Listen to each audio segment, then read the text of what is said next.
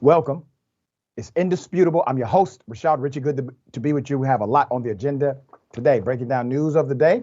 None other than TizzyEnt, who is a creator of amazing video content. I call him an investigative journalist as far as I'm concerned. Top story of the day. Damn it, why did it take so long? Donald Trump finally indicted. He will be indicted again and again. As I said to you before, he will be a defendant for the rest of his natural life. This is the beginning. This is the first domino. I do expect Fulton County to indict. I do expect the grand jury in D.C. to indict. And I do expect the state of New York to eventually indict. Let's get into it. Let's put the picture up. Who's behind this indictment? Not the DA, but her. Yeah. Remember, the DA does not indict. It was the grand jury who indicted based on what happened between them two. How fitting. It is still Women's History Month. We're celebrating the contributions that women make to society at large. Thank you, Stormy Daniels. In New York, former President Donald Trump claimed he is, and I quote, completely innocent, end quote. And he is a victim of political persecution. Not prosecution, persecution, which means he doesn't deserve what he's receiving. Thursday, after becoming the first former president in history to face a criminal indictment, the ex-president, who's still at his Mar-a-Lago club in Florida, as far as we can tell, declared his innocence in a lengthy statement issued minutes after word emerged that a Manhattan grand jury investigating hush money payments to porn star Stormy Daniels voted to indict him on criminal charges. Trump said in a statement, and I quote, "The Democrats have lied," he says, "cheated and stolen in their obsession with trying to get Trump. But now they've done the unthinkable, indicting a completely innocent person in an act of blatant election interference," said Trump, who's the leading candidate for the Republican presidential nomination in 2024. "Never before in our nation's history has this been done," he continued. "The Democrats have cheated countless times over the decades, including spying on my campaign, but weaponizing our justice system to punish a political opponent who just so happens to be a president of the United States and by far the leading Republican candidate for president has never happened before, ever." That's correct, sir. You are the first. Just like you're the first sitting president to be indicted twice. An impeachment is an indictment. It's a formal reading of charges. Okay? You were indicted twice as president of the United States. You're the first there too. You also ran up a record deficit. You're winning in that arena as well. You told more lies than any other president in the history of our nation. As a matter of fact, they calculated it. You've told more lies than all presidents combined. You're winning, sir. Now, let's go back to something quite interesting. Remember the Central Park Five, the Black and Latino youth who were blamed for a crime they never committed. Donald Trump is the one who really enhanced their lives in a negative way. I happen to be friends with some of them. One I talked with this morning, Dr. Yusuf Salam. Dr. Yusuf is running for council in Harlem. I expect he will win. I encourage people to support him. He's a good man. I talked to him this morning. He's all over the place. He has emotions of what happened back then, and also he understands the power of karma. What you put out in this world, you will eventually get back. You will reap what you sow. Let's put him up full mass. My dear brother, Yusuf Salam, Dr. Yusuf Salam, one of the 5 New York teens wrongfully convicted, wrongfully imprisoned for a 1989 sexual assault of a jogger in Central Park. He did issue a brief statement following Thursday's criminal indictment of former U.S. President Donald Trump, who called for bringing back the state's death penalty to execute him and his friends. Trump never apologized once they were exonerated, cleared, found to be not guilty. Salam tweeted, "For those asking about my statement on the indictment of Donald Trump, who never said sorry for calling for my execution, here it is. Karma. Karma. That's it." Trump spent $85,000 to $200,000 today on a full-page ad. I'm reading from back then when he actually spent money to put their images everywhere he could and call for their death. $85,000 to $200,000. Ads ran in New York's major newspapers calling for the restoration of capital punishment so that the Central Park Five could be executed. You see, Trump has been doing this dog whistle and racial troping for a while. The 5 Black and Latino teens, Antron McCray, Kevin Richardson, Raymond Santana, Corey Wise, and Dr. Salam, were beaten and coerced by New York City police into falsely confessing to the rape they never committed. They spent years behind bars for the horrific crime that they did not do. Salam, who was 15 years old when his life was upended, was in prison for 6 years, 8 months before his exoneration. I bring this to your attention because I want to remind you that before he was even president of the United States, he lacked any level of moral or ethical integrity. Anyone who authentically believes that this is a good route, I'm talking about putting up signs calling for the death of 5 teenagers. If anyone truly believes that is a good way to do criminal justice, you definitely would believe once you find out that they did nothing wrong, you would at least issue an apology, try to make them whole. It's not what happened. Donald Trump never apologized for being wrong. As a matter of fact, in interviews, he basically said he still believes they did it, even though the evidence says completely contrary.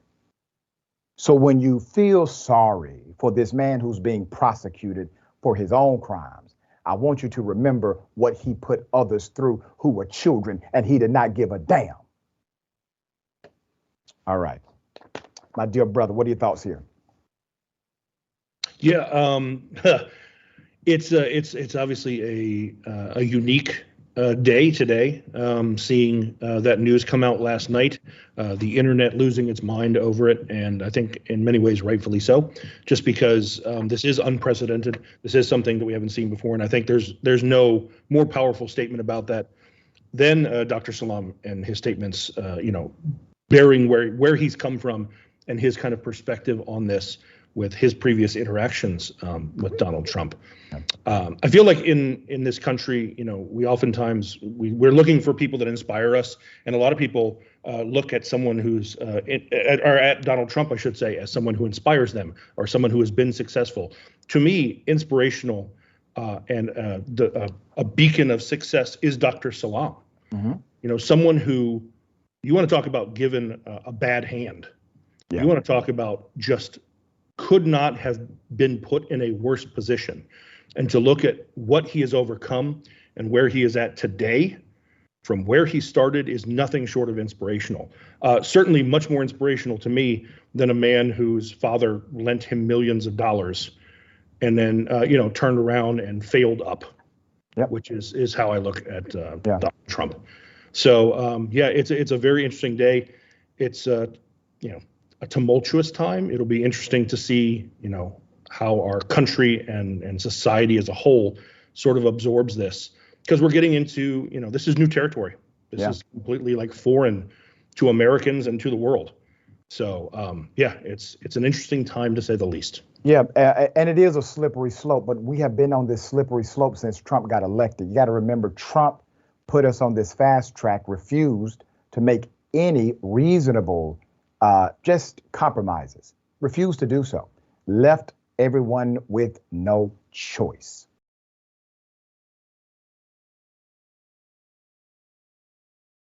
Okay, All right.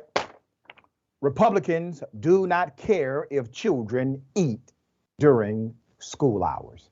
Here it is. We talk about personal responsibility as one of the major principles that the Republican Party stands on. Yes, I can understand kids going hungry, but is that really the problem of the school district? Is that the problem of the state of North Dakota? It's really the problem of parents being negligent with their kids if their kids are choosing to eat in the first place, which is entirely the problem that could be existing here. I don't believe that it is our responsibility to carry on a program in excess of what the federal government already does. He was speaking against a program that would make sure that kids from low-income families could eat food. He's against it. I'm sure he's for pretty much every war known, unlimited money for that. But when it comes to children in socioeconomic environments that may not be as comparable as his, somehow all of a sudden they are cash strapped. Let's put them up for a mass. You're looking at North Dakota GOP Senator.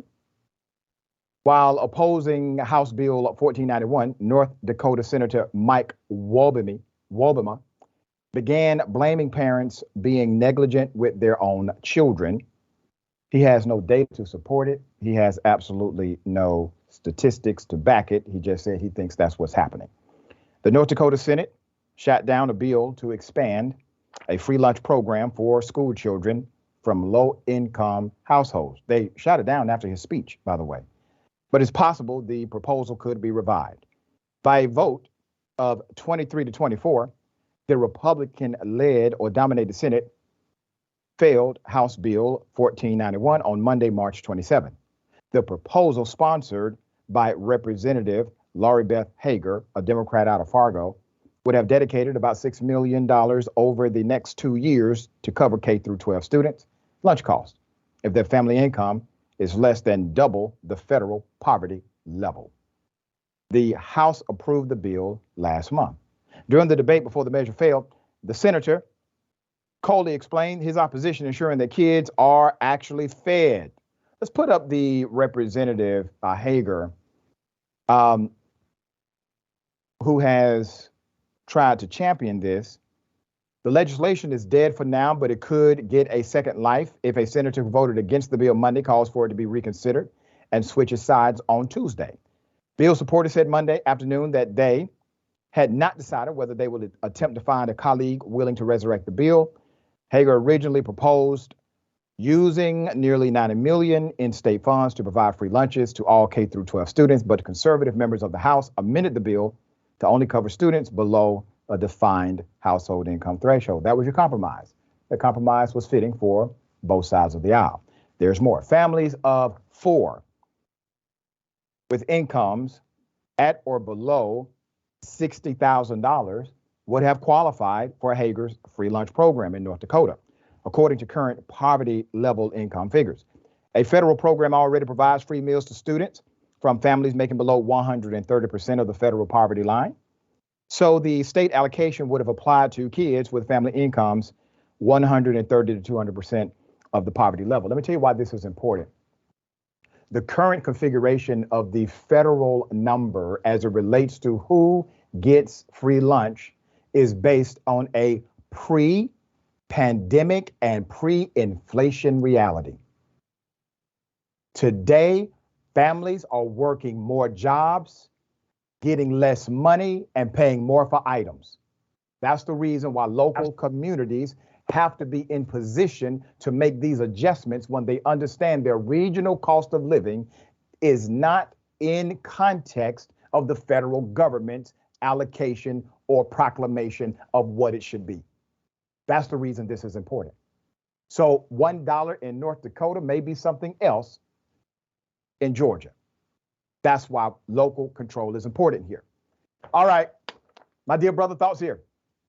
Yeah, I think it's interesting to note that the same party that believes a woman should carry a child to term, regardless of if she is capable to provide for that child, emotionally or financially, Then also says as soon as that child is born, well, I'm going to mock you if you can't feed and provide for that child. The hypocrisy in that is overwhelming. So it seems that life begins at inception as far as they're concerned, but responsibility for that life, they want nothing to do with the moment it is born. That's right. And that horrifies me, if I'm just being real about it. It lacks intellectual integrity. If you really believe that everything starts at conception, you act in that manner, you care for kids inside and outside the womb, rather than using the position as a political ploy.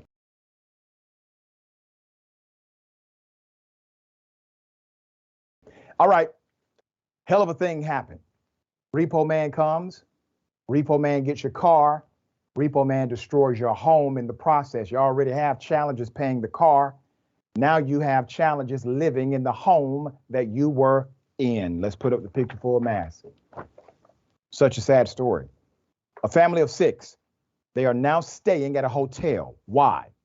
Their vehicle crashed into the living room of their Roswell, Georgia home, just merely missing their 1-year-old daughter by inches. The incident occurred while the tow truck driver was trying to repossess the family car. Benjamin Paul, let's put him up.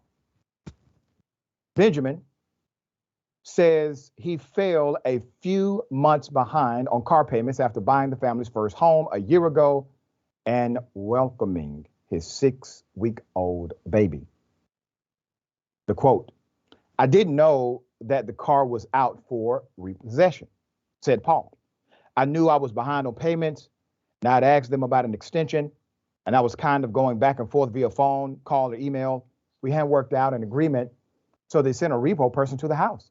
Paul said after he collected his children's car seats and other valuables from the vehicle, he went back into his home to go back to work. The tow truck driver did not properly secure the car after dropping it from the street on the driveway, and it rolled down the driveway through the gate into the family's living room, nearly hitting the toddler in the process. Could have killed the toddler. "It was alarming because I hear a loud crashing sound. It sounded like the house fell on top of itself," Paul told Atlanta's News First. "And then I'm hearing screaming. My wife is screaming. My baby is screaming. So I was thinking that the baby got hurt." Paul ran into the living room just in time to see his wife picking up their 1-year-old, who had been a few feet away from the window when the car crashed through it. The tow truck driver apologized for the accident.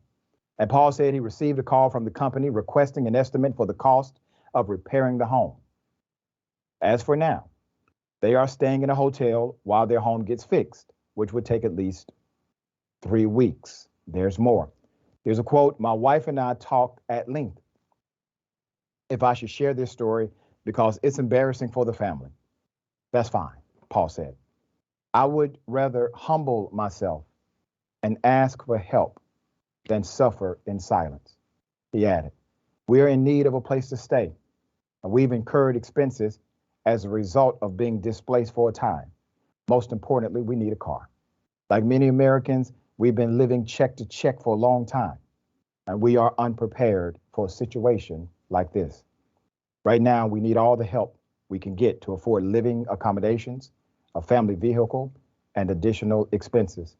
Thank you for your generosity." I want to go to the GoFundMe page. If you go to GoFundMe.com, search in the search bar, "car crashed into our family room," you should be able to see this page. As of the production, they were a little north of $4,000. We can get that up significantly. Let's do that. This is, I want to set the scene. He's struggling. All right, it's a young family, they're struggling. We've all been there. In the midst of struggling, gets a repo. Okay? Repo happens, goes outside, gets his the baby seat out, goes back inside of his home, goes back to work. Having to deal with the fact his car just got repoed. He doesn't know what he's going to do to get it back, but he has to go back to work. He doesn't have time to process. As he's working, all of a sudden, his house is destroyed. no fault of his own. This is a bad run for maybe a few months. We can make it easier. We can make it lighter. Put up the GoFundMe one more time. We are better as a coalition. We are better as a village. I'd rather draw circles than draw lines. This is an opportunity to engage, to help, to bless somebody else. All right. Do the best you can. All right, my dear brother, thoughts here. Yeah, I think people also, it's relevant. Like, not only did he lose his car, part of that story was they just saved up to buy that home. That's right. And now it's the home too. That statement from him saying, we talked about it. I was kind of embarrassed, but I humbled myself. I have an immense amount of respect for that man. Yep. For doing that. Far too many, we try, call it toxic masculinity, call it whatever you'd like, but we try to, act like we're better than saying, hey, I'm going through it right now and I could use some help. I respect someone for being able to ask, and I would love to see them helped. That's right. All right. So we'll continue to monitor this. But brother, you are correct, especially when you are accustomed to working and earning and taking care of your own responsibilities. It becomes even more difficult to just stop, pause, and realize I got to ask somebody for help. All right. No embarrassment, no shame in it whatsoever. We got more on the other side. It's indisputable. Stick and stay.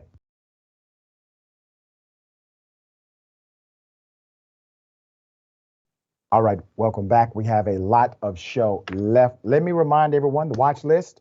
All right, right after Unbossed with Nina Turner. Make sure you stay tuned for the watch list.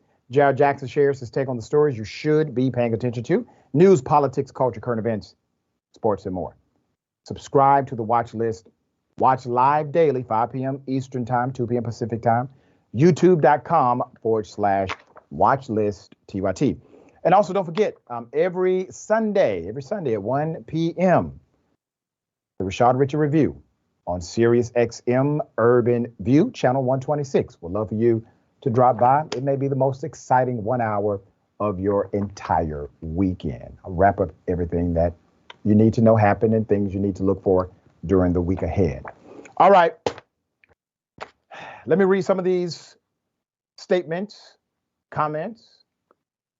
Bill's Dragon circles the wagons. So it sounds like you're saying there's some stormy weather ahead for Trump. I like what you did there. Yeah, that's nice. Badger Gal, Republicans working hard to criminalize poverty again while also enforcing it. So disgusting. Dickens would write about this stuff in his book. That's right. You peeped it. Lynn says, I'm hoping this proves to be a blessing in disguise for this young family. And Lynn, there you go. Sometimes it is, isn't it? Right?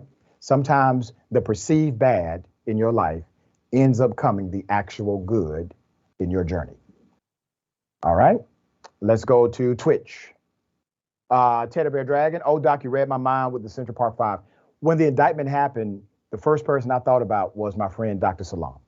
I mean, as soon as it happened, because every time him and I have spoken about this over the years, even in interview settings, he gets emotional. Like, this still has impact on him today, what Trump did to him. And to see a man like that who decided to turn your life upside down, intentionally so, did not care about your guilt or innocence, become president of the United States, just had to do such a psychological job on my brother. But today he's seeing karma in effect. Hopefully the wheels of justice continue to move in the right direction. All right, got something for you. Ladies and gentlemen, I wish a Karen would. You want to call the police on them for having a barbecue on a Sunday. You're still free! Back off! I'm going to tell them there's an African-American man threatening my life.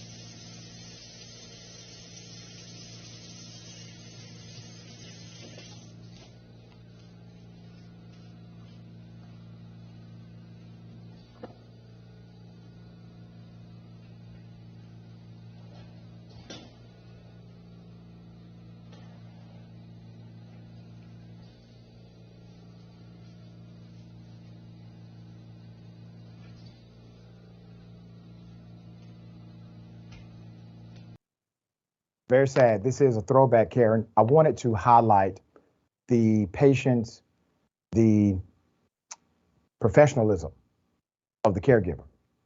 As far as the Karen in the story is concerned, there's a part of me that says, well, maybe this is some level of mental decline. Then there's another part of me that says probably just an enhancement of who she already has always been. I don't know for sure which one it is, but I know for sure that the woman who was a victim of that was patient as they come. She should never have to endure that. This is not something that is funny. It is dehumanizing. It can take somebody's dignity away. And there's a reason she was recording. All right. Okay. All right. Dear brother, thoughts here. Yeah, no, patience of a saint. And I, in my experience, caregivers, that is their unique quality. So many tremendous men and women who are caregivers experience just terrible things and then approach that job with the biggest hearts and patience and kindness.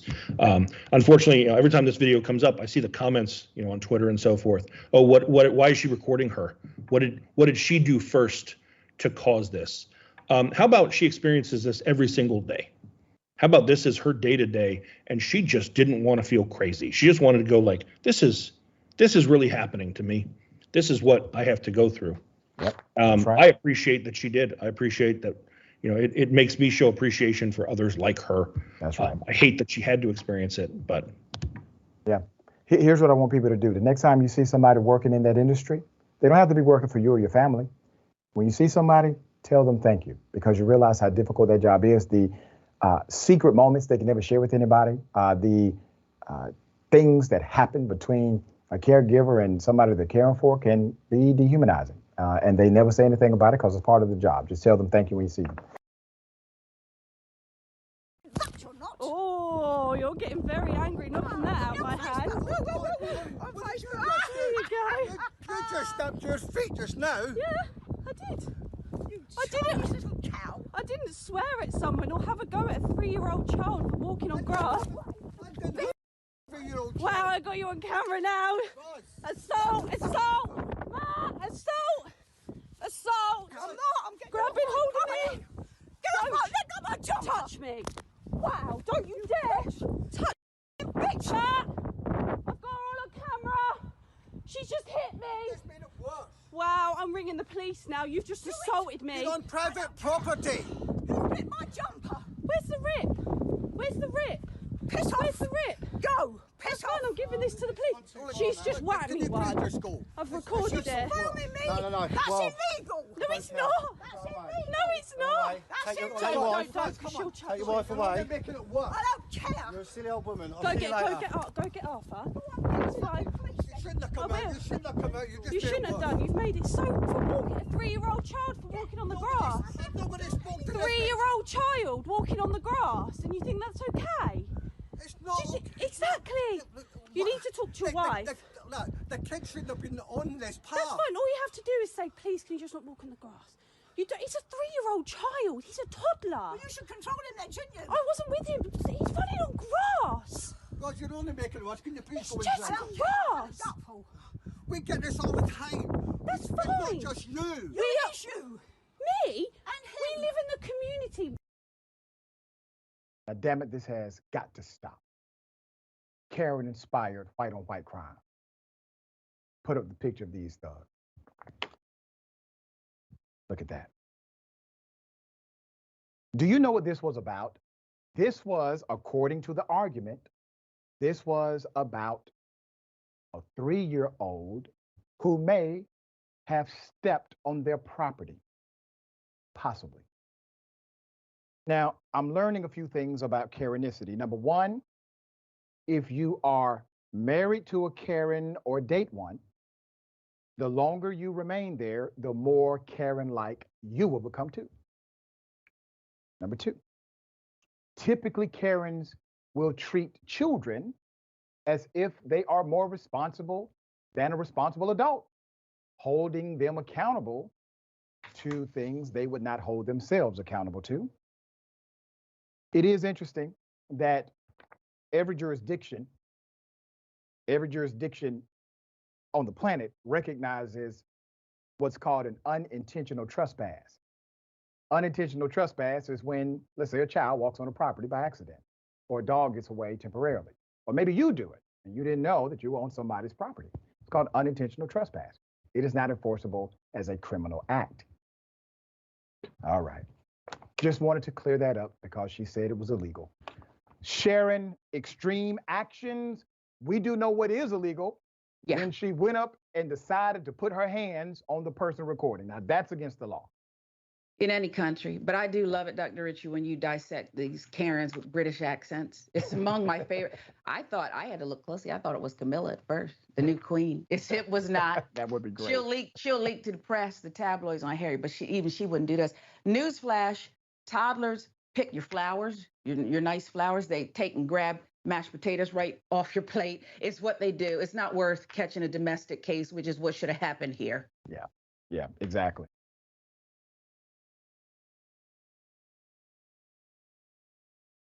All right. Imagine the police, they go to the wrong home. They shoot an innocent individual. That's exactly what took place in Alabama. Put it up full mass. Damn shame.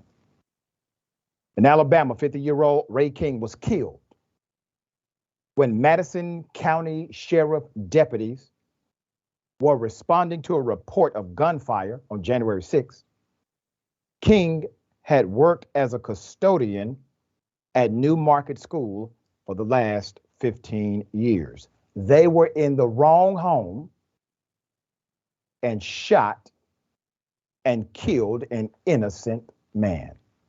The police said in the statement that deputies were on patrol when they were advised of an alleged gunshot or gunshots being fired during a domestic dispute outside of one of the houses on the block. Deputies made contact with King, who had a gun. It's his constitutional right to have one.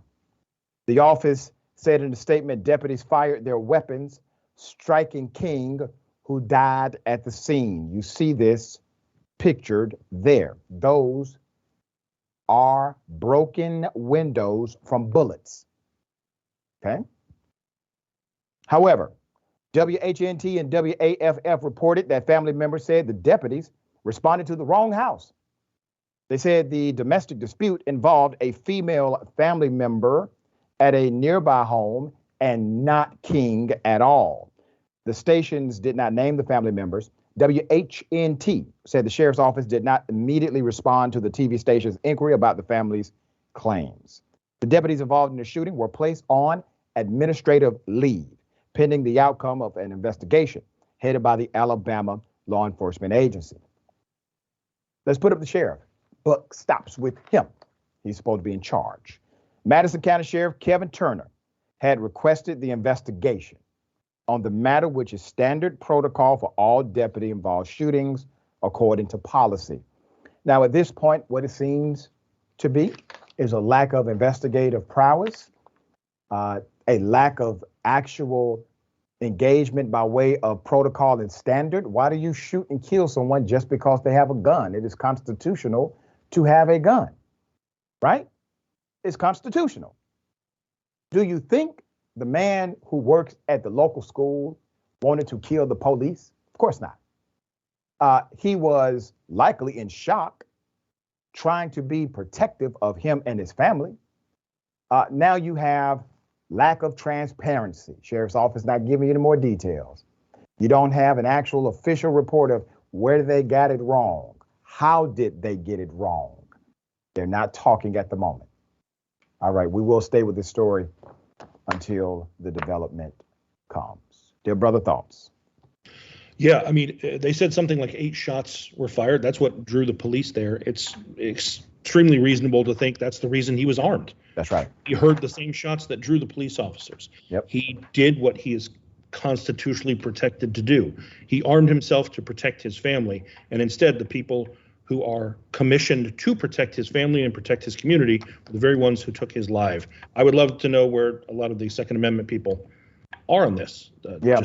This is a clear-cut case of exactly what you talk about, the reason that exists. He was killed exercising his right this should be everywhere. Everyone should be talking about this. That's right. And you bring up a great point. The Second Amendment, folks, they are typically nowhere to be found when the narrative does not benefit the police, even though the narrative would benefit a Second Amendment dynamic. But when it is in contrast to the police or their activity, all of a sudden the Second Amendment advocates are silent because they are more interested in the narrative rather than the truth. All right, we got more on the other side. It's indisputable. Stick and stay.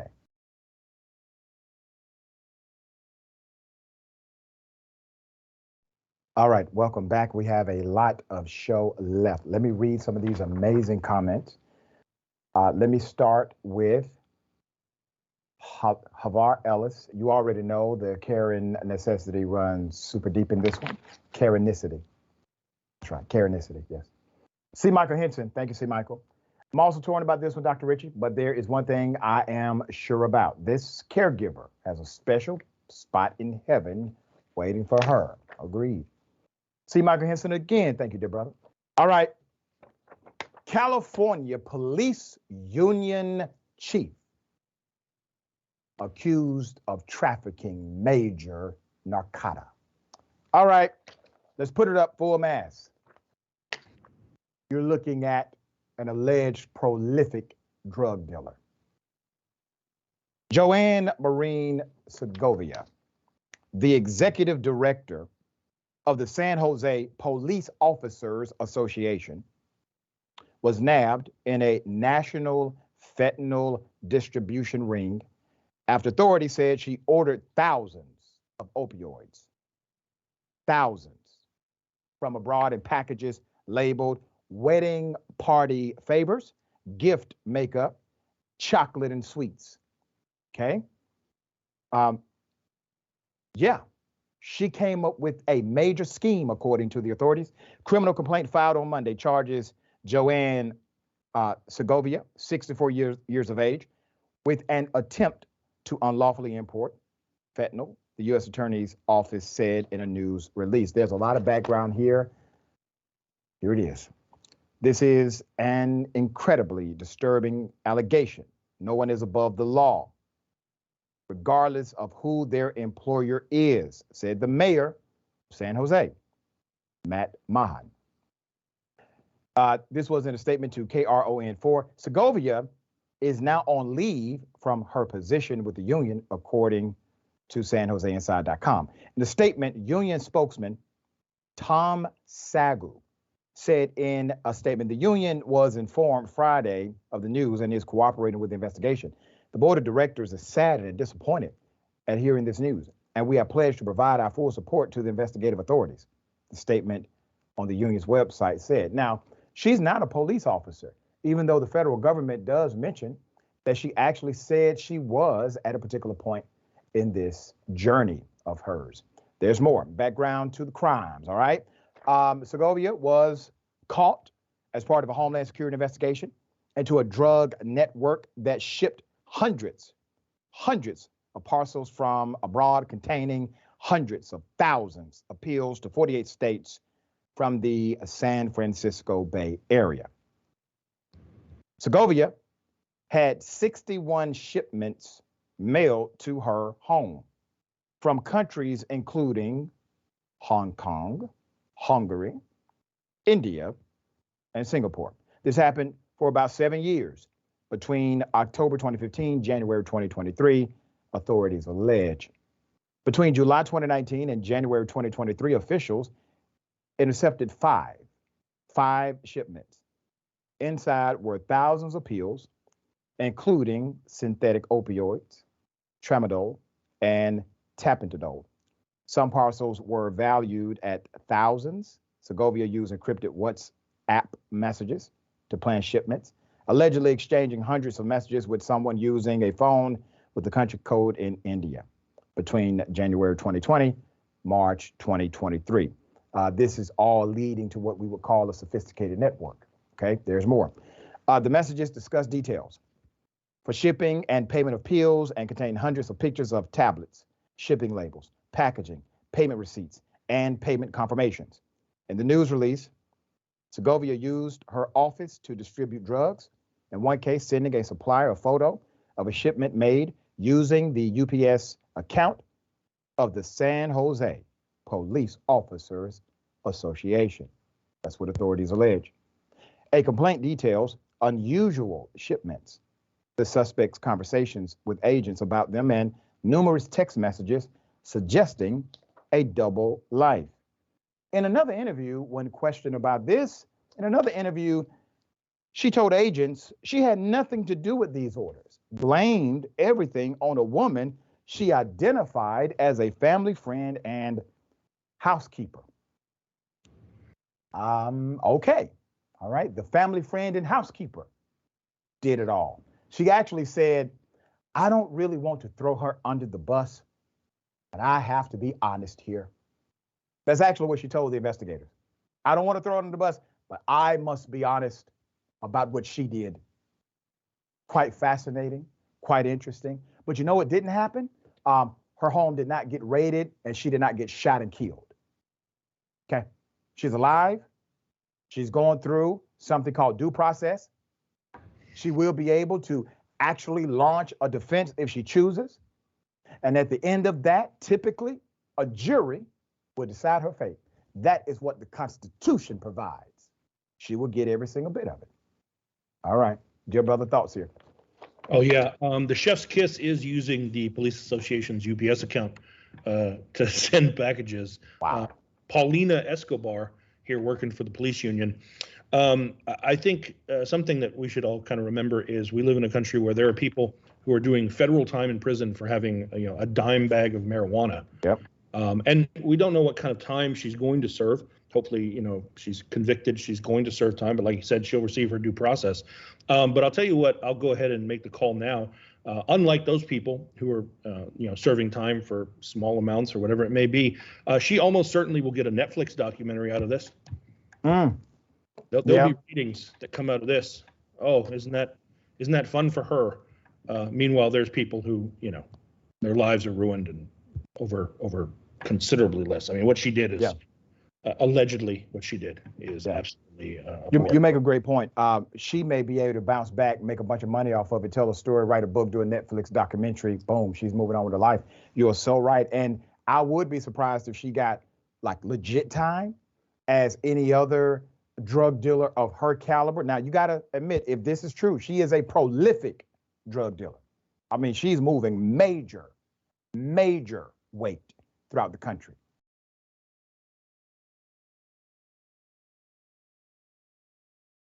Okay. All right. This is an update to a story we reported on this week. Less than 24 hours after our reporting, a city councilwoman is resigning. Police chief under investigation. Remember this? Here it is. Hello. Hi. What happened? We're sleeping. Well, we don't know. I was just inside asleep. Somebody's in the car? That's my car. But I was in there. But there's a girl in there, but she won't get out. 1535. 1535. 1022. Hello. What's going on? You want to shut the car off for me? You need an ambulance? No, oh God, no. I do not. What happened? I was driving here and then I was on the phone with my daughter. I just came back from Alabama from visiting the college and I don't even know. You been drinking? No. Yes. Huh? Possibly. It's a yes or no question. No. No? Okay. Where's your license? Hey. Oh, well, I was this close. Oh, I'm about to. She got one more time, and then I'm gonna work this craft. I don't care who's here. I'm telling you. She snapped at you too? She started cursing me out. When? Just while you were inside. She said, I'll make you get your life together, kid. So I'm about to show you get my life together. Put up the picture, full mask. Who do we have here? Councilwoman. In the wake of the public outcry against Youngsville, Louisiana Councilwoman Kayla Rowe, she has now resigned from her elected position. Let me remind you of what happened. Now, the resignation is owed to a late November night that began when she crashed into a parked SUV on her way home. She had just spent time at the police chief's home. The police chief, Richey Boudreaux, he doesn't say why she was at his house, but he does say she did not drink alcohol nor get any drugs. Why did he volunteer that? I do not know. Here is the exchange between the first responding officer and Roe. You've been drinking? The first responding officer posed a question to the councilwoman. No.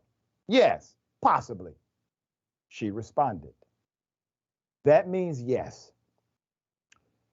Roe also called an officer an a-hole and gave the title of a song instead of her phone number. Let's put up the longtime police chief. Roe, who is the daughter of longtime police chief Earl Menard, was rescued when she called for the arrival of Chief Richey Boudreaux, who arrived on the scene and decided not to administer a sobriety test and basically stopped his cops from doing the same. Now the chief is under investigation. Youngsville Police Chief Richey Boudreaux is being investigated along with his police department. According to the chief, he was asked to take administrative leave from his elected position, which he does not intend to do. The councilwoman, her disrespectful behavior was uncharacteristic, according to many. These are the themes from her campaign. National Police Week, Kayla's back to blue. First responder night. She's a friend of the police. Good for her. Police got out of trouble, right? She called the chief, just left the chief's house. Listen, doesn't take a detective to realize if you just left the chief's house and you are intoxicated, then likely the chief is the one that you were drinking with. And maybe the chief came to get himself out of trouble too, all right? I'm just speculating. Let's look at the resignation letter. Rose's resignation came Thursday morning with the release of an official statement. In the letter, she announces her immediate resignation, gratitude to the community, and apologies to the police and first responders. She has also defended her strange behavior since the incident. Now, before I get into the defense of it, I want to remind you when we first reported on this story this week, her excuse was that she basically had a concussion and she was out of it. And there was no alcohol involved, no drugs, no nothing. It's just a simple accident, head trauma, talk strange. That is it, nothing more. Now she's resigning. All right. When questioned by a reporter about her behavior, the councilwoman said she suffered a concussion but declined to provide evidence that she received treatment for the injury. She again attributed her behavior to that injury in a Monday statement after the story published. After we reported on it, she then resigned. The council is now moving forward with the election for her seat, not dated until fall of 2026. The Youngsville City Council scheduled a special meeting Thursday where they were expected to approve a resolution that will launch an independent investigation into the police chief and the police department. The public meeting was slated to begin at 5 p.m. at City Hall. All right. You can also find more information, updates on their website. Okay. Let's count the ways here very quickly. If she would have simply went through the normative process, she likely does not have to resign. The chief definitely does not come under investigation, and the police department is not under investigation review themselves. But what happened? Privilege. That's what happened. Instead of going through the normative process, she already has significant leverage to either A, get out of trouble later, or B, maybe even finesse out of trouble in that moment. There's no telling if they would have gave her a field sobriety test or not. We don't know for sure. All right. But here's reality. The people she hit, they have to pay $25,000. Okay. There's a real victim here. Also, the individuals that got involved, all of them are under investigation because you decided not to take your lumps like an adult, go through life like all of us have to do, simply engage in the difficult times as we are. Everybody loses here. All right, dear brother, thoughts? You already said privilege, entitlement. I could toss in there as well. Were you drinking tonight? No. Yes. No. Maybe. Right. And then, curses out the officer, then refuses to cooperate by not giving the number. Is she pulled from the car? Is she pepper sprayed? Is she tasered? Never. Is she beaten and cuffed? No. She's told that she doesn't even have to do the sobriety test and sent on her way because it's not what you know, it's who you know, I guess. Yep. And then the chief had such a silly response when questioned about a citation. He basically said, citations, we don't always write citations. And that's true. It's called selective prosecution. Okay, we got more on the other side. It's indisputable, stick and stay.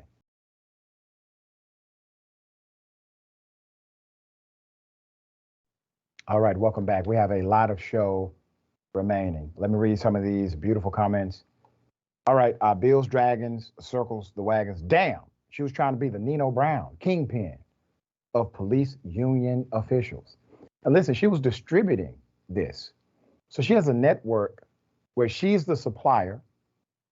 She's supplying this to others, and they are selling it for her, according to the allegation. Where are they? Were they police? Questions must be posed here. Mo Fury. So she grew up the child of a police chief. You got to wonder how many times daddy got her out of trouble. You see, obviously, this is what happens when you live a life that is riddled with this kind of exception, right? Eventually, your luck may run out. And let's go to E-Mega. None of those places are Mexican cartels. That's right. Had nothing to do with Mexican cartels this time, that she was ordering from Hong Kong and other places, getting it in. Interesting point. All right, Hunger Games _1989, talking about the police chief. That's because they were getting freaky in the sheets, Doc, and he didn't want it getting out. You said it, I didn't. Speculation. Narrative fits. Real late at night. A lot of drinking, obviously. But the police chief went out of his way to make sure he told people no cocaine was involved. Late _Bloomer 68. But did the councilwoman ever apologize to the woman whose car she crashed into? Halfway. Really was not a real apology. Because even now, she's resigning, investigation is happening. There's no real transparency or accountability. Okay. All right. I want to give you an update. Remember the sheriff, the badass sheriff out of Florida who told white supremacists, if you step up in here, that is not going to be protected speech in my community. Remember, he said they put a hit out on him. He said he wears that hit like a badge of honor. He then met the white supremacists at the airport. Let me take you back to the original story and I'll bring you up to date. Here it is. These scumbags came to the wrong county. We have unity in this county. We stand beside one another in this county, and we stand beside our Jewish neighbors. We are not going to tolerate this. Let me tell you, this is not about free speech. This is about violence. 2 days after the incident at the Speedway, one of these GDL members ambushed and shot 2 Jewish Orthodox folks outside of their synagogue in LA. This is a neo-Nazi ideology on display. They wear GoPro cameras, they rent U-Haul trucks, they spent the time traveling up and down ISB during the 500, yelling obscenities from the back of the truck. Clearly, I don't see anything that people can say this is First Amendment. This is nothing but pure evil. And I want to share this. There's a lot of people in this room, and there's a lot of people around this country of the Jewish faith who are on their hit list. They try to besmirch your character. They try to put death threats out on you and threaten you and your family. Well, I wear that as a badge of honor because I, too, by these clown group, want to shut my big mouth and put a bullet in the back of my head. Go for it. That's my message to you. Go for it. You want to try to get into my computer and plant child porn in there? with a group of people that have an IQ of a 12, go for it. I challenge you, go for it. You want to put surveillance on me 24 hours? Go for it. And the best of all, you're going to dox me and make me unelectable? Go for it. You came to the wrong county. I stand with my Jewish friends, and I'm honored to be on your hit list. It's an honor to be sought after by a bunch of punk thugs like you. That's my personal message. With that, I'll turn it over to people who are calmer. I love how when he finished, he's like, and with that, I turn it over to the next speaker for tonight. Still courteous. Let's put the picture up full mass. He caught one. Okay? Hell of a story here. The sheriff is Mike Chitwood. He has now been dubbed on the internet as Mike Mother Chitwood. The sheriff ripped into neo-Nazis who are now infesting his county.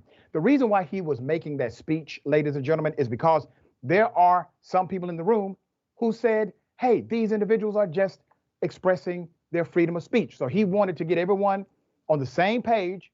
And if you didn't want to get on the same page with the sheriff, you can go along with the neo-Nazis if you want to. But the sheriff was very clear about where he stood. All right, let's put it up full mass.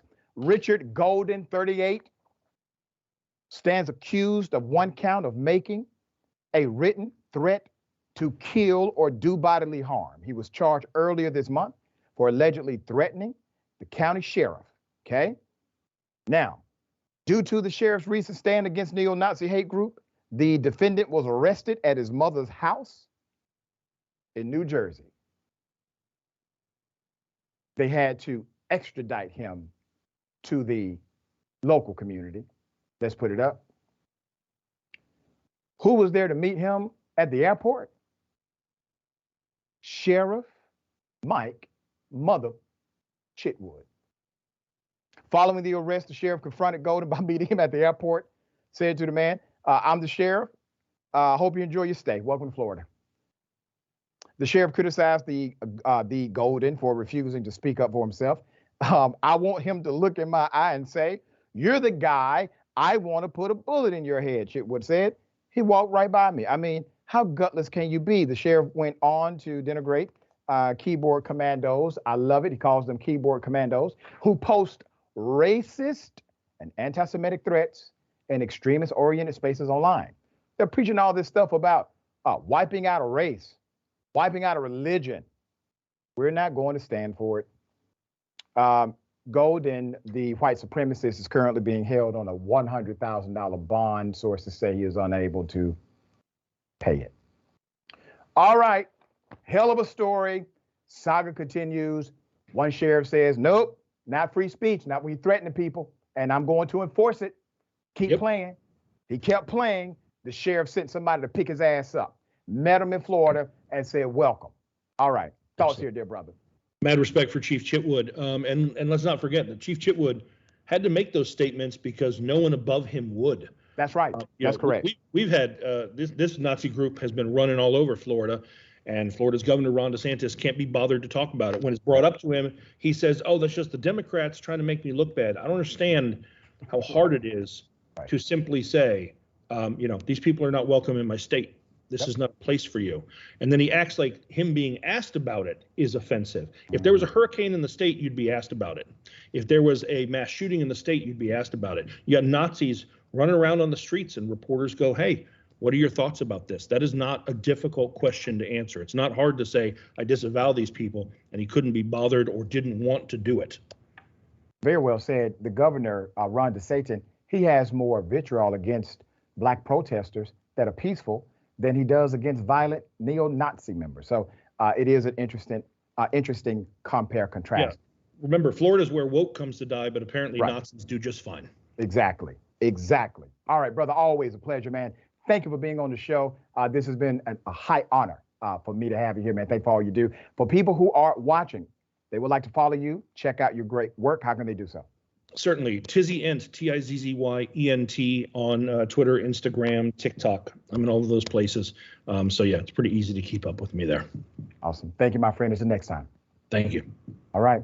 We got more on the other side. The bullpen is next. Stick and stay.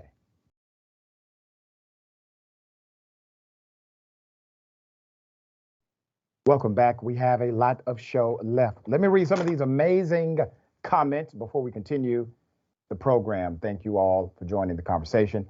Bills, Dragons, Circles, the Wags. Okay, I read that one. Kingpin, absolutely right. She's a kingpin of that union. Jesus Raphael, so sick of unaccountability from police and government officials, talking about the councilwoman and the police chief. Now, chief under investigation after our reporting, councilwoman resigned. All right. KMC, thank you for that, KMC. Doc, don't you remember Move in Philly, 1985? He murdered a house full of black folks. I got to refresh on that. So I would not remember it per se. I was born in 1981, so I would have been, 4. All right, but I can definitely understand it based on historical review, and I would do that. Thank you for that insight. All right, ladies and gentlemen, welcome to the bullpen.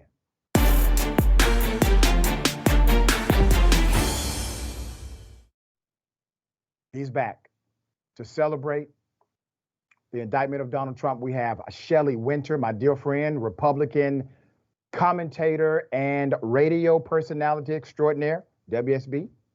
Good day, sir. Welcome. What's going on, my brother? How are you? I'm doing great, brother. How did you feel when Trump got indicted? I was pissed because it was opening day of baseball. I mean, there's no better day. I don't know if you played Little League, but I was thinking about the times of going to sleep with my glove, with my glove oil and my new hardball in my glove. I tied it up with my shoelace to break it in under the mattress.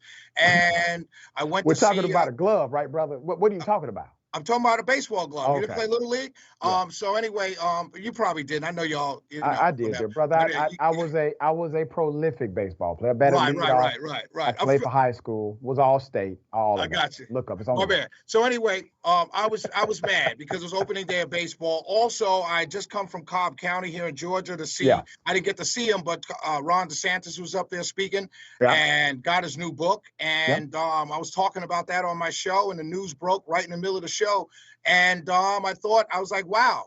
You know, Kierkegaard said it, the great existentialist philosopher said it best. When a tyrant dies, the rule dies. When a martyr dies, it just begins. And so the Democrats are making a huge mistake here. You guys are martyring this guy, creating a situation where the Republicans, even those that don't like him, will rally around him. I think that's the Democrats' goal, to get him out through the primary, get him to the general in a place where they think they can handily beat him. But I want my Democrat friends to remember something. 70 million people voted for this guy. You're rallying 70 million Americans to his side because of a political, and everybody agrees, polling shows that it's very political. But I want to say this before you opine on your side. I do want to say this. What I don't understand is how African Americans who spent the last 30 years telling me how unfair the criminal justice system is will cheer for this when all has to happen is they'll come for us very shortly after they come for him. So that's my take. I was pissed because it was opening day. All right. So let me respond to some of the accusations that you have made. Number one, since I am Black African-American myself, I can opine to your last point about how can there be a celebration of this indictment when there is this antithetical dynamic as it relates to law enforcement. Here's why. All jurisdictions are not the same, number one. Number two, we have championed the reality of people being held accountable. As a matter of fact, when police officers shoot unarmed Black folk, we champion the justice system to hold them accountable. We champion the local police, the federal government, the judges, the prosecutors, to hold them accountable. So it is not as if Black folk do not promote the idea of justice, dear brother, because we do. I never said that. I said it's a walking contradiction to, on the one hand, say that the system is white supremacist, racist, and unfair, and then the guy you call a white supremacist racist being unfairly indicted on business. We don't think it's unfair. Clearly you must if you think the criminal justice system is unfair. The part we think is unfair is the fact it took this long and this much. You understand that? We still believe it's unfair. You're trying to squeeze a misdemeanor. I can well articulate exactly what I believe. I believe any other circumstance, Donald Trump gets arrested before he even becomes president of the United States of America. Why didn't it happen then before he became president? Because the system is inherently unfair. That's right. So it is unfair. Yes, So if it's brother. unfair, Absolutely. so the He system's should have only been locked up. So the Tax system, evasion so, and everything else. You damn right. He should have been locked up before he even got on NBC. So the system's only unfair when they don't lock up the people you disagree with, but when they do lock up the people you disagree with, it becomes all of a sudden justice. Come on, man. Oh, brother, let me go ahead and respond to that. You're proving the fact that it's a political. Let me go ahead and respond to you, sir. You're proving everything he's saying. I can respond to that clearly. Please do. Of course. So number one, as far as fair and justice system do not equate. There's no fairness in the justice system. It is riddled with bias. It is not an objective standard. It's always a subjective standard because it comes down to the bias of people. In my estimation, Donald Trump should have been arrested long before he even became president of the United States for other crimes that have not been mentioned. But what charges? Tax evasion, number one. Everybody can be arrested on tax evasion. Well, that's fine, then. Everybody, even our own brothers and sisters that are working Uber, that are hustling, promoters, club owners. Come on, man. You're calling for black men and women to get arrested on tax evasion? Come on, man. Come on, man. You just said the system is biased and subjective. My absolute best to engage with you as an adult. I am adult, but I'm saying you can't speak out of both sides of your mouth. Dear brother, if I was on your conservative WSB program and you allowed me the opening response and you did not interrupt me, I'm not interrupting you. It's my time to respond to you, sir. You just did. Are you afraid? Oh, this okay. The game we're so play? let's go ahead and get into it. Now? We in third grade now? Is the former president above the law? Is the former president above the law? Correct. Well, let me see. You all would say no one's above the law. I'm just asking what you think. What I think, no, he's not above the law. But I understand reality in this country. So he's not above the law. Hold on. In this country, can I finish my answer? Yeah, quickly. In this country, we see people are above the law. Okay. I have a sitting former majority leader of the House who trades stock while she's overseeing the very companies that she's trading the stock of. She doesn't go to jail. I saw a former vice presidential candidate get subpoenaed. All right, let's do this. So, Shelley, I really got to bring this back, brother. We have limited time because we are a show. I understand it, but you're taking way too long to make a simple ass point. The simple point is a president or former president above the law? The simple answer is no. Theoretically, no one's above the law. So did Donald Trump break the law in your estimation? Did he break the law? Did Donald Trump break the law? Absolutely not. Okay, what is the law? He paid a prostitute to be quiet. That's what we do. Men pay women not for sex, to leave on time and to be quiet. You pay prostitutes? And she broke that fundamental law. He did not break the law. You pay prostitutes? I said men pay prostitutes. So are you a man? I am a man. I have paid prostitutes. Haven't you? Hell no. You haven't? Never. No, never? Hell no. My man, so you must be a virgin. Why would you have to pay for a prostitute? You must be a virgin then. Come on, bro. No, I'm not. You understand what I'm saying? You understand what I'm fundamentally saying? But you do realize, sir, that's not what he's being accused of. No, he did not break the law. You do realize that is not what he's being accused of. You do know that, right? You asked me, did he break the law? I said, no, he didn't break the law. What is he being accused of? Are you aware? He's being accused of paying off a woman that he already had a non-disclosure agreement with, and they're trying to squeeze that into business filings because I'm not sure. What do you write on a business report for a check you wrote? Oh, paid off the prostitute. I'm going to write that down on a check memo. Here's a check for $50,000. What do I write? Business expense or paid off a hoe? So let me go ahead and respond to that. Where do you want him to go? So did he break the law? Of course, we know. Listen.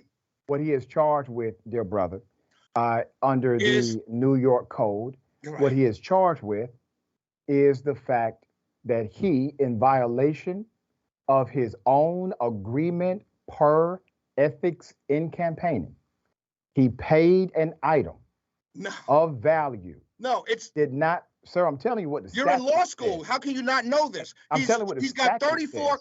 Reportedly, we don't know the charges. First of all, because we know the primary charge, sir. I guarantee you, I'm correct on the primary charge, and there may be other charges. You don't know the charges to his business. The indictment's sealed, so you can't know the charges. When the charges come out, I promise you, I'm correct. Fair enough. The primary charge. Reportedly, so let's talk about reportedly. He's being charged with over 30 counts of false business filings, right? To do with a prostitute that he paid. So now, if you want to squeeze any kind of semantics into all of that, you can. You asked me a fundamental question. So let me ask you this then. You asked me a question. Do I think he committed a crime? You said absolutely no. not. All right. So let me ask you this question. This is all very interesting. When he said that people like Hillary Clinton should be incarcerated, he also called for the incarceration of Stormy Daniels. He called for the incarceration of Mike Cohen. He's called for the incarceration of many people around him, but he himself says that he's completely innocent of any crime whatsoever. So my question to you is this. At some point, you have to realize Donald Trump is not only a damaged brand, he's a damaging wrecking ball to the Republican Party itself. I'm talking about long-term survival of the Republican Party. This may be, and this is not Democrats doing this to him, by the way. I agree. While the DA is a Democrat in election, have to understand the grand jury is comprised based on a random protocol of individuals in that community who are registered voters. 90% Democrat. Well, they came together. They came together. These citizens are the ones who looked at the information, looked at the evidence, and indicted. Citizens indicted Trump. The DA did not indict Trump. Citizens did. Come on, man. Come on, man. Who indicted Trump? Listen, a DA and a grand jury presents everything. What about Senator John Edwards? What are your thoughts about him being indicted a few years ago and found innocent? The same thing. And found innocent. Do you found innocent? Sir, and so hold on, Shelley. No, come on, man. Don't invite me. Don't invite me to your house and cut me off when you ask a question. Sir, this is you thought I didn't know about John Edwards. John Edwards was indicted. Don't ask me that question. Why not ask you that question? You know why? Because you asked me, is Trump guilty of a crime? Sir, I said no. Hold on, brother. So should Trump be indicted? Hold on, brother. Should Trump be indicted? Hold on, brother. Should Trump be indicted? Hold on, brother. Scared we ain't on the street corner. We got limited time. Now, this is the street corner. What am I scared about? Is Trump worthy of indictment? No. Did John Edwards, the former senator, deserve indictment for the same thing? Because why didn't you say that? Because he was found innocent. Why didn't you say that? Why didn't you say that when Senator Edwards was indicted for paying? And he was found innocent. And he was found innocent. None of you all came to the defense of Senator Edwards. You all co-signed Hillary Clinton going to jail. And now that your guy going to jail, all of a sudden the rules are different. No, I didn't say anything about that. Don't, come on, man. I'm not a child, right?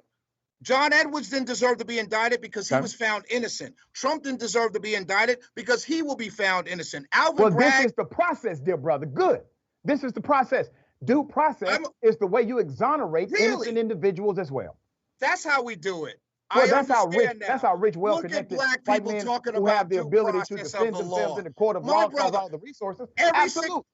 Every single afternoon, I watch TYT, Indisputable with TYT, and every single day I got some story about some law enforcement, some DA, some lawyer, or somebody, and all of a sudden, somebody does something on video, and that person is absolutely guilty. Hold on, brother. Shelley, think about what you're saying. That person is absolutely guilty. Hold on, brother. That person is absolutely guilty of a video. Now, after spending an entire 3 years or 2 years on this station pushing videos, you're telling me now people deserve due process. Come on, brother. So let me respond to that. You're better than that, my friend. You're incorrect on something. And I'm not incorrect on anything. I'm not incorrect on anything. We prosecute people through video evidence every single day in our community. You're done, dear brother. Thank you, brother. Love you. Appreciate you. Love you back. So due process should be afforded to every human being, as I have always said. Donald Trump will experience the constitutionally protected dynamic known as due process. Many people do not get that opportunity. Most people who go through the criminal justice system locally cannot afford a high-priced attorney. The justice system knows that. Trump can afford all of these elements. I feel sorry for him not, because due process is being allocated as it should. All right. Remember, take care of yourself. Take care of each other, take care of the planet. Remember, the truth is always indisputable.